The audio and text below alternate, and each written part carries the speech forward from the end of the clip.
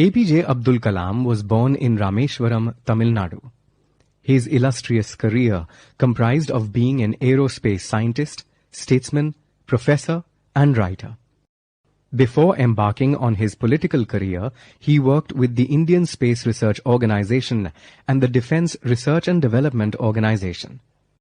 He was given the nickname Missile Man of India after spearheading several successful missile launch programs. He also played a significant role in designing the Pokhran second nuclear test program. In 2002, he was elected as the 11th President of India. After his presidential term, he authored several books such as Wings of Fire, Ignited Minds, The Luminous Sparks, Mission India, and Inspiring Thoughts. He was conferred with the Padma Bhushan, the Padma Vibhushan, and the Bharat Ratna. My Childhood is an excerpt from his autobiography, Wings of Fire. It stresses on the importance of peace and tolerance. It also stresses on the value of pursuing one's dreams and aspirations. Here is the summary of the story My Childhood by APJ Abdul Kalam.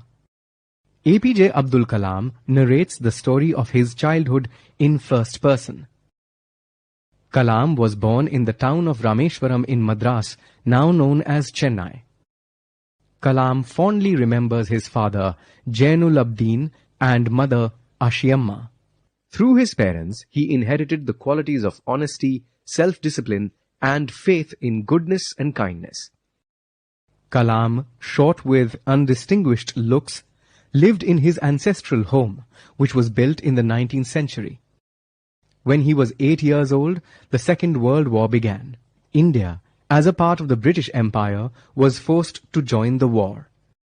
As a result, there was a curious demand for tamarind seeds. Though Kalam found it strange, he would collect and sell them in the market. Due to war, trains were also forbidden to stop at Rameshwaram. As a result, newspapers had to be thrown out of moving trains in bundles. Kalam was employed by his brother to assist him in catching these newspaper bundles. Kalam, years later, recollects the pride he felt on earning money for the first time. As a young boy, he had 3 close friends, Ramanatha Shastri, Aravindam, and Shiva Prakasan. Though the 3 boys were from orthodox Hindu Brahmin families, all 4 of them were very good friends.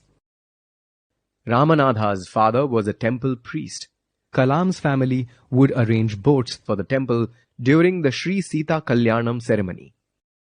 Kalam grew up listening to stories from the life of the Prophet and the Ramayana, thus reflecting the secular nature of his upbringing. However, this outlook was challenged when a new teacher joined Rameshwaram Elementary School. Kalam usually sat with his friend Ramanatha Shastri.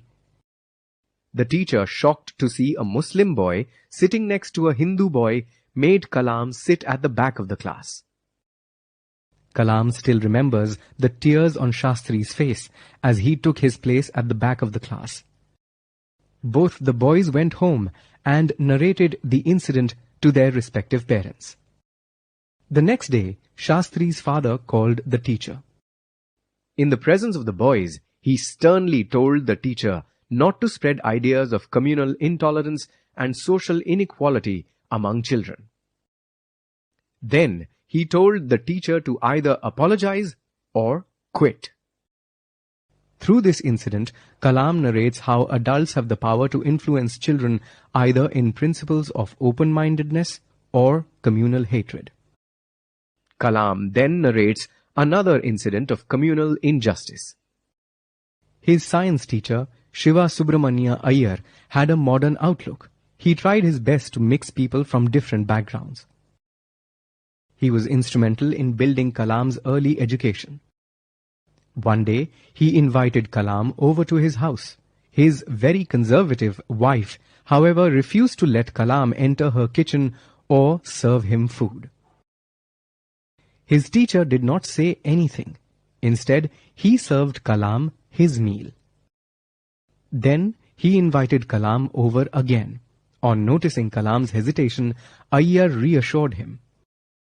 He told Kalam that when one decides to change the system, one must face obstacles along the way. The next time Kalam went to Iyer's house, Iyer's wife served him food in her kitchen. The Second World War was now over. India, under the leadership of Gandhiji, was moving towards freedom from the British rule. At this time, Kalam decided to go to Ramanathapuram to pursue his higher education. India's optimism was mirrored in Kalam's optimism for his future. When he told his father agreed. On noticing his mother's hesitation, his father consoled her. He believed that there comes a time when parents must let their children pursue their dreams.